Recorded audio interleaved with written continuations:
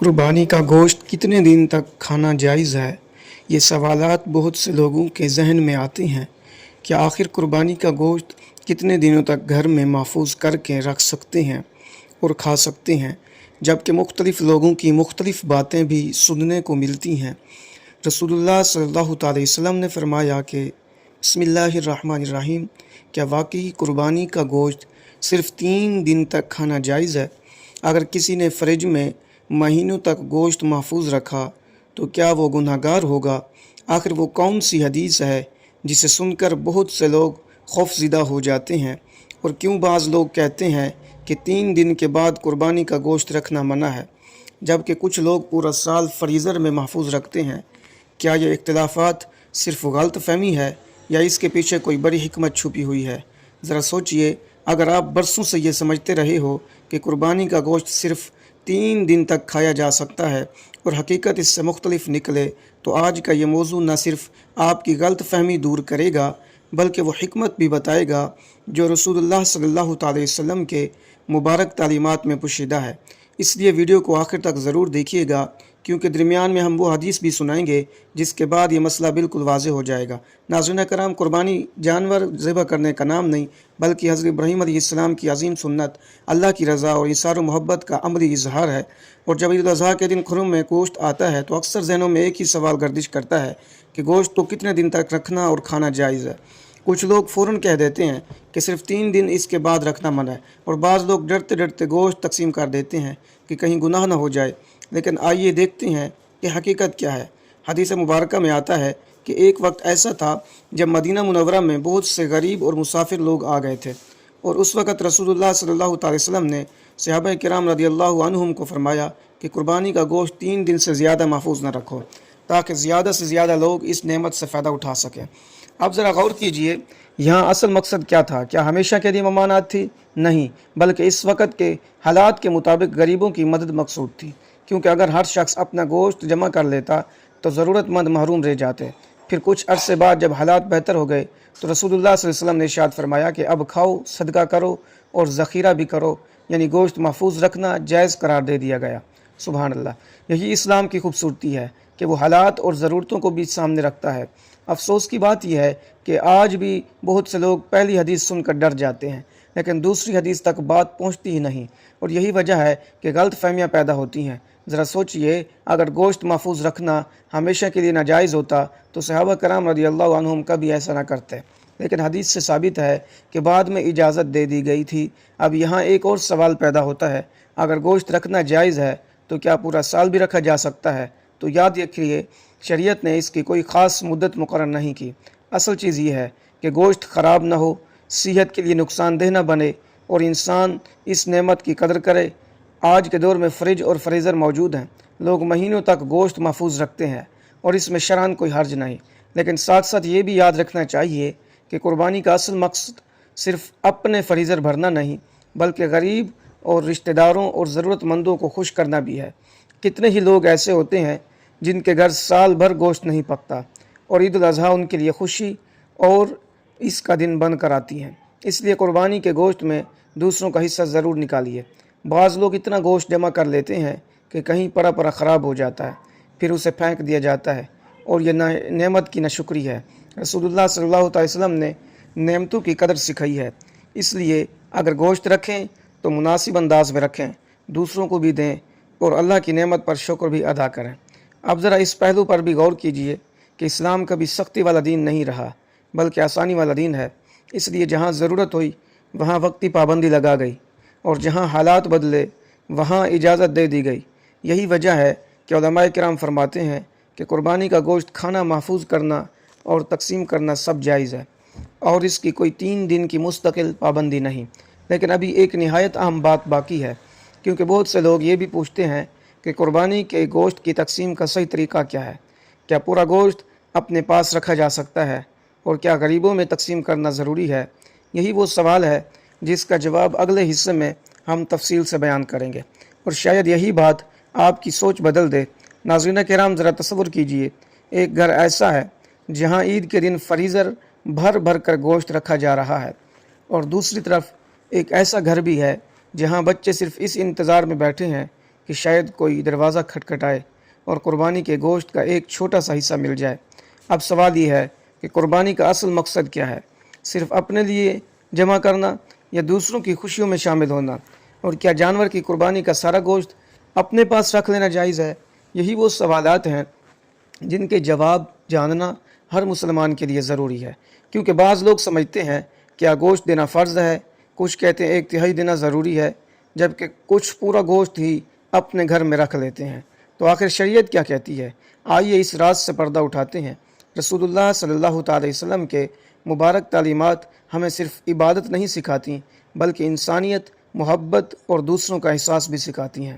اس لیے قربانی کو صرف ذبح تک محدود نہیں رکھا گیا بلکہ اس کے گوشت میں غریبوں اور ضرورت مندوں کا حق بھی رکھا گیا ہے، تاکہ عید کی خوشی صرف امیروں تک محدود نہ رہے بلکہ ہر گھر تک پہنچے۔ علماء کرام فرماتے ہیں کہ قربانی کے گوشت کو 3 حصوں میں تقسیم کرنا مستحب ہے، یعنی ایک حصہ اپنے لیے، ایک حصہ رشتہ داروں اور ایک حصہ دوستوں کے لیے، اور ایک حصہ غریب اور مسکینوں کے لیے۔ لیکن یاد رکھیے، یہ تقسیم فرض نہیں بلکہ بہتر طریقہ ہے۔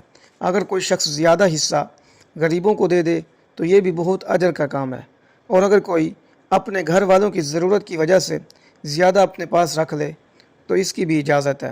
اسلام انسان کی مجبوریوں اور حالات کو دیکھتا ہے، اس لیے شریعت نے اس معاملے میں آسانی رکھی ہے۔ لیکن افسوس کی بات یہ ہے کہ بعض لوگ قربانی کو صرف رسم بنا لیتے ہیں۔ جانور ذبح ہوا، تصویریں بن گئیں، فریزر بھر گئے، مگر محلے کے غریب تک گوشت نہ پہنچ سکا۔ حالانکہ قربانی کا حسن ہی تب ہے جب کسی ضرورت مند کے گھر چولہا جل جائے، کسی یتیم کے چہرے پر خوشی آ جائے اور کسی ماں کے بچے پہلی بار پیٹ بھر کے گوشت کھا لیں۔ ذرا سوچئے، اگر اللہ نے آپ کو استطاعت دی ہے تو کیا یہ نعمت صرف اپنے لیے ہے؟ نہیں، بلکہ اس میں دوسروں کا حق بھی شامل ہے۔ اور اس لیے رسول اللہ صلی اللہ تعالی وسلم نے صحابہ کرام رضی اللہ عنہم کو سخاوت، ایثار اور تقسیم کا درس دیا، اور یہی وجہ تھی کہ ایک وقت میں 3 دن سے زیادہ گوشت محفوظ رکھنے سے روکا گیا تاکہ کوئی محتاج محروم نہ رہ جائے۔ گویا اسلام ہمیں یہ سکھاتا ہے کہ عبادت کے ساتھ انسانیت بھی ضروری ہے۔ اب یہاں ایک اور اہم سوال پیدا ہوتا ہے کہ اگر کسی کے گھر میں گوشت ہو اور وہ مہینوں تک فریزر میں رکھ لے تو کیا یہ درست ہے؟ جی ہاں، یہ درست ہے، لیکن شرط یہ ہے کہ گوشت ضائع نہ ہو، کیونکہ اللہ تعالیٰ فضول خرچی کرنے اور نعمتوں کی بے قدری کو پسند نہیں فرماتا۔ اور افسوس کی بات ہے کہ بعض گھروں میں گوشت اتنا جمع ہو جاتا ہے کہ بعد میں خراب ہو کر پھینک دیا جاتا ہے، جبکہ اگر وہی گوشت وقت پر کسی ضرورت مند کو دے دیا جائے تو شاید کسی کے بچوں کا پیٹ بھر جائے۔ اس لیے قربانی صرف جانور ذبح کرنے کا نام نہیں بلکہ دل کے اندر رحم، سخاوت اور شکر پیدا کرنے کا نام ہے۔ ناظرین، ایک لمحے کے لیے اپنے ارد گرد نظر دورائیے، کتنے لوگ ایسے ہیں جو سال بھر گوشت خریدنے کی طاقت نہیں رکھتے اور عید الاضحیٰ ان کے لیے امید بن کر آتی ہے۔ اس لیے کوشش کیجئے کہ آپ کی قربانی سے زیادہ لوگ خوش ہوں، کیونکہ اللہ تعالیٰ کے نزدیک وہ عمل بہت محبوب ہے جس سے کسی مسلمان کے دل میں خوشی داخل ہو۔ اور یاد رکھیے، قربانی کے گوشت کو محفوظ رکھنا جائز ہے، لیکن اس نعمت کا بہترین استعمال یہی ہے کہ اس میں دوسروں کو شریک کیا جائے۔ اب شاید آپ کے ذہن میں ایک اور سوال آ رہا ہوگا، یہ سوال بہت اہم ہے کہ کیا قربانی کا گوشت غیر مسلموں کو دیا جا سکتا ہے؟ اور اگر دیا جا سکتا ہے تو اس کی کیا حکمت ہے؟ یہی وہ مسئلہ ہے جس پر بہت کم لوگ صحیح معلومات رکھتے ہیں، اور اگلے حصے میں ہم اسی حقیقت کو تفصیل سے بیان کریں گے۔ اس لیے اگلا حصہ ضرور دیکھیے گا، کیونکہ اب بات ایک نہایت دلچسپ موڑ لینے والی ہے۔ ناظرین کرام، ذرا ایک لمحے کے لیے تصور کیجئے، آپ کے ہاتھ میں قربانی کا گوشت ہے، دروازے پر ایک ضرورت مند کھڑا ہے لیکن وہ مسلمان نہیں۔ آپ دل میں فوراً ایک سوال پیدا ہوتا ہے کہ کیا اسے قربانی کا گوشت دینا جائز ہے؟ کہیں ایسا تو نہیں کہ ثواب ضائع ہو جائے، یا پھر شریعت نے اس بارے میں کوئی خاص حکم دیا ہے؟ یہی وہ سوال ہے جو ہر سال عید الاضحیٰ کے موقع پر ہزاروں ذہنوں میں گردش کرتا ہے، مگر افسوس کہ بہت سے لوگ سنی سنائی باتوں پر عمل کرتے ہیں اور اصل حقیقت تک پہنچ ہی نہیں پاتے۔ اور آج ہم اسی پردے کو ہٹانے والے ہیں۔ اسلام صرف مسلمانوں کے ساتھ حسن و سلوک کا درس نہیں دیتا بلکہ انسانیت کے ساتھ بھلائی سکھاتا ہے۔ یہی وجہ ہے کہ قرآن و سنت میں پڑوسیوں، مسکینوں اور انسانوں کے حقوقوں پر بار بار زور دیا گیا ہے، چاہے وہ کسی بھی مذہب سے تعلق رکھتے ہوں۔ علماء کرام فرماتے ہیں کہ قربانی کے گوشت میں سے غیر مسلم پڑوسیوں یا ضرورت مندوں کو دینا جائز ہے، خاص طور پر اگر اس سے اسلام کی خوبصورتی اور محبت ظاہر ہوتی ہو، کیونکہ رسول اللہ صلی اللہ علیہ وسلم نے ہمیشہ حسن اخلاق، نرمی اور اچھے برتاؤ کی تعلیم دی ہے۔ ذرا سوچئے، اگر یہ غیر مسلم پڑوسی یہ دیکھے کہ مسلمان عید کے دن اپنی خوشیاں دوسروں کے ساتھ بانٹتے ہیں، بھوکوں کو کھانا کھلاتے ہیں اور محبت سے پیش آتے ہیں، تو اس کے دل میں اسلام کی کتنی خوبصورت تصویر قائم ہو گئی۔ یہی تو اسلام کی اصل دعوت ہے، صرف زبان سے نہیں بلکہ کردار سے۔ لیکن یہاں ایک بات سمجھنا بہت ضروری ہے کہ قربانی کے گوشت کے بارے میں مختلف فقہی تفصیلات بھی موجود ہیں۔ بعض علماء واجب قربانی اور زندہ وغیرہ کے معاملے میں احتیاط کا قول بیان کرتے ہیں، جبکہ عام قربانی کے گوشت کے بارے میں وہ سب پائی جاتی ہے۔ اس لیے بہتر یہی ہے کہ انسان اپنے علاقے کے معتبر عالم دین سے بھی رہنمائی لے، لیکن عمومی طور پر حسن و سلوک اور پڑوسیوں کے ساتھ بھلائی کی اجازت دی گئی ہے۔ افسوس کی بات یہ ہے کہ بعض لوگ دین کو صرف سختی سمجھ لیتے ہیں، حالانکہ رسول اللہ صلی اللہ علیہ وسلم کے زندگی رحمت، آسانی اور اخلاق سے بھری ہوئی تھی۔ آپ نے تو جانوروں تک کے ساتھ رحم کا حکم دیا، پھر انسانوں کے ساتھ نرمی اور بھلائی کیوں نہ ہو۔ قربانی کا اصل پیغام یہی ہے کہ انسان اپنے دل سے بخل، غرور اور خود غرضی نکال دے۔ ذرا حضرت ابراہیم علیہ السلام کی قربانی کو یاد کیجئے۔ وہاں صرف جانور ذبح نہیں ہوا تھا، بلکہ اللہ کے حکم کے سامنے اپنی سب سے محبوب چیز قربان کرنے کا جذبہ تھا، اور یہی جذبہ آج بھی ہر مسلمان سے مانگا جاتا ہے۔ اگر ہمارے فریزر بھر جائیں مگر ہمارے دل خالی رہ جائیں اور تو پھر قربانی کی روح کہاں باقی رہتی ہے؟ کتنے لوگ ہیں جو عید کے دن صرف اس انتظار میں ہوتے ہیں کہ کوئی انہیں بھی یاد کرے، وہی ان کے بچوں کے لیے گوشت لے آئے، کوئی ان کے دروازے پر دستک دے۔ اور کتنی عجیب بات ہے کہ بعض اوقات ہم دور والوں کو تو یاد رکھتے ہیں مگر اپنے قریب کے غریب پڑوسیوں کو بھول جاتے ہیں۔ ناظرین کرام، قربانی صرف عبادت نہیں بلکہ ایک پیغام ہے، محبت کا، احساس کا اور انسانیت کا۔ اور یاد رکھیے، اللہ کے نزدیک وہ دل بہت قیمتی ہے جو دوسروں کے لیے نرم ہو۔ اب یہاں ایک اور نہایت اہم سوال پیدا ہوتا ہے، اور شاید یہی سوال سب سے زیادہ حرام کرنے والا ہو۔ کیا قربانی کا گوشت بیچنا جائز ہے؟ بعض لوگ کھال بیچتے ہیں، کچھ لوگ گوشت کے بدلے کسائی کو حصہ دے دیتے ہیں، اور کچھ لوگ اس معاملے میں ایسی غلطیاں کر بیٹھتے ہیں جن سے ان کی قربانی کا ثواب متاثر ہو سکتا ہے۔ آخر شریعت اس بارے میں کیا کہتی ہے؟ یہی وہ اہم مسئلہ ہے جس پر اگلے اور آخری حصے میں ہم تفصیل سے بات کریں گے، اور یقین مانیے یہ معلومات ہر قربانی کرنے والے مسلمان کو ضرور معلوم ہونی چاہیے۔ ناظرین کرام، ذرا تصور کیجئے، ایک شخص نے بڑے شوق سے قربانی کا جانور خریدا، اللہ کے نام پر ذبح کیا، لیکن پھر انجانے میں ایک ایسی غلطی کر بیٹھا جس کے بارے میں اسے اندازہ بھی نہ تھا، اور علماء نے فرمایا کہ اس عمل سے قربانی کے اجر میں کمی آ سکتی ہے۔ آخر وہ غلطی کیا ہے؟ کیا قربانی کا گوشت بیچنا جائز ہے؟ کیا کسائی کو مزدوری کے بدلے گوشت دینا درست ہے؟ اور قربانی کی کھال کا صحیح حکم کیا ہے؟ یہی وہ سوالات ہیں جن کا جواب جاننا ہر مسلمان کے لیے ضروری ہے، کیونکہ اکثر لوگ لا علمی میں وہ کام کر جاتے ہیں جن سے بچنے کا حکم دیا گیا ہے۔ رسول اللہ صلی اللہ علیہ وسلم کے مبارک تعلیمات ہمیں قربانی کے ہر پہلو کی رہنمائی دیتے ہیں، اور انہی تعلیمات میں یہ بھی بتایا گیا ہے کہ قربانی خاص اللہ کی رضا کے لیے ہونی چاہیے۔ اس میں دنیاوی لالچ یا تجارت کا رنگ شامل نہیں ہونا چاہیے۔ اس لیے فقہائے کرام فرماتے ہیں کہ قربانی کا گوشت بطور تجارت بیچنا درست نہیں۔ یعنی اگر کسی نے قربانی اس نیت سے کی کہ بعد میں گوشت بیچ کر فائدہ کمائے گا تو یہ قربانی کی روح کے خلاف ہے۔ اسی طرح ایک اہم مسئلہ کسائی کی اجرت کا بھی ہے۔ بعض لوگ کسائی کو مزدوری کے بدلے گوشت دیتے ہیں اور سمجھتے ہیں کہ یہی کافی ہے، حالانکہ حدیث شریف میں آتا ہے کہ کسائی کی اجرت الگ دی جائے۔ قربانی کے گوشت میں سے بطور ہدیہ دینا ایک الگ بات ہے، لیکن اسے مزدوری قرار دینا درست نہیں۔ ذرا غور کیجئے، اسلام کس قدر باریک انداز میں نیتوں اور معاملات کی اصلاح کرتا ہے۔ اسی طرح قربانی کی کھال کا مسئلہ بھی بہت اہم ہے۔ کھال کو صدقہ کرنا، کسی ضرورت مند کو دینا یا کاموں میں استعمال کرنا جائز ہے، لیکن اسے ذاتی نفع کے لیے بیچ کر اپنی جیب میں رقم ڈال لینا مناسب نہیں۔ کتنے افسوس کی بات ہے کہ بعض لوگ قربانی کے عظیم عمل کو صرف رسم یا فائدے کا ذریعہ بنا لیتے ہیں، حالانکہ اللہ تعالیٰ قربانی کے گوشت یا خون کو نہیں بلکہ دلوں کے تقوی کو دیکھتا ہے۔ قرآن مجید میں اللہ تعالیٰ فرماتے ہیں کہ نہ ان کا گوشت اللہ کو پہنچتا ہے اور نہ خون، بلکہ تمہارا تقوی اس تک پہنچتا ہے۔ سبحان اللہ، کیا خوبصورت پیغام ہے۔ یعنی اصل چیز دل کا علاج ہے۔ ناظرین کرام، قربانی ہمیں اس طرح جانور ذبح کرنا نہیں سکھاتی، بلکہ یہ سکھاتی ہے کہ اللہ کی رضا کے سامنے اپنی خواہشات قربان کرو، اپنے دل سے خود غرضی نکال دو، دوسروں کے لیے آسانی پیدا کرو اور نعمتوں پر شکر ادا کرو۔ یہی وجہ ہے کہ رسول اللہ صلی اللہ علیہ وسلم نے قربانی کے گوشت کو کھانے، محفوظ کرنے اور دوسروں میں تقسیم کرنے کی اجازت دی ہے، تاکہ انسان خود بھی فائدہ اٹھائے اور دوسروں کو بھی فائدہ پہنچائے۔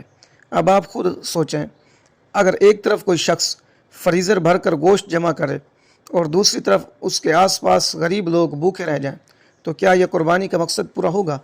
ہرگز نہیں۔ قربانی کا اصل حسن تو تب ہے جب کسی یتیم کے چہرے پر مسکراہٹ آئے، کسی بیوہ کے گھر چولہا جلے اور کسی غریب کے بچے خوشی سے کہیں کہ آج ہمارے گھر بھی گوشت پکا ہے۔ یہی وہ جذبہ ہے جو اسلام ہمیں سکھاتا ہے۔ اور اب آخر میں اس سوال کا واضح جواب یاد رکھ لیجئے جس سے ہم نے اس موضوع کا آغاز کیا تھا۔ قربانی کا گوشت صرف 3 دن تک کھانے کی پابندی ہمیشہ کے لیے نہیں تھی، بلکہ ایک خاص وقت اور ضرورت کے تحت تھی۔ بعد میں رسول اللہ صلی اللہ علیہ وسلم نے خود اجازت فرما دی کہ کھاؤ اور دوسروں کو کھلاؤ اور محفوظ بھی کرو۔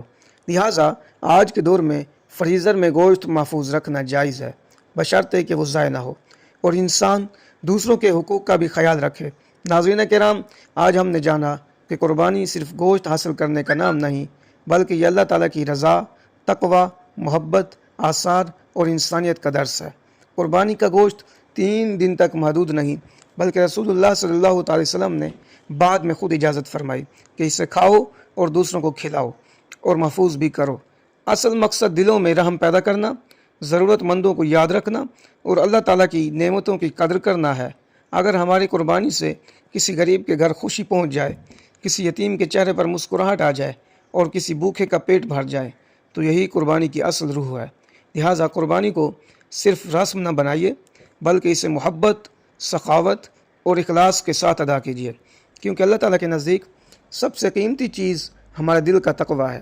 ناظرین کرام، آخر میں دعا ہے اللہ تعالیٰ سے کہ اے اللہ، ہمیں قربانی کی حقیقی روح کو سمجھنے کی توفیق عطا فرما، ہمارے دلوں میں اخلاص، رحم، سخاوت اور شکر پیدا فرما۔ یا اللہ، ہماری قربانیوں کو اپنی بارگاہ میں قبول و منظور فرما، ہمارے گناہوں کو معاف فرما، ہمارے رزق میں برکت عطا فرما اور ہمیں اپنی نعمتیں دوسروں کے ساتھ بانٹنے والا بنا دے۔ یا رب العالمین، ہمارے گھروں میں محبت، رحمت اور آسانی عطا فرما اور ہر محتاج، غریب، یتیم اور پریشان ہر مسلمان کی مدد فرما۔ آمین یا رب العالمین۔ ناظرین کرام، اگر آپ کو یہ معلوماتی بیان پسند آئے تو ویڈیو کو لائک کریں، زیادہ سے زیادہ شیئر کریں تاکہ یہ اہم مسئلہ ہر مسلمان تک پہنچ سکے، اور کمنٹ باکس میں اللہ تعالیٰ کے پیارے نام یا رزاق کو ضرور لکھیے۔ اللہ تعالیٰ آپ سب کی قربانیوں کو قبول فرمائے۔ السلام علیکم ورحمۃ اللہ وبرکاتہ۔ اللہ حافظ۔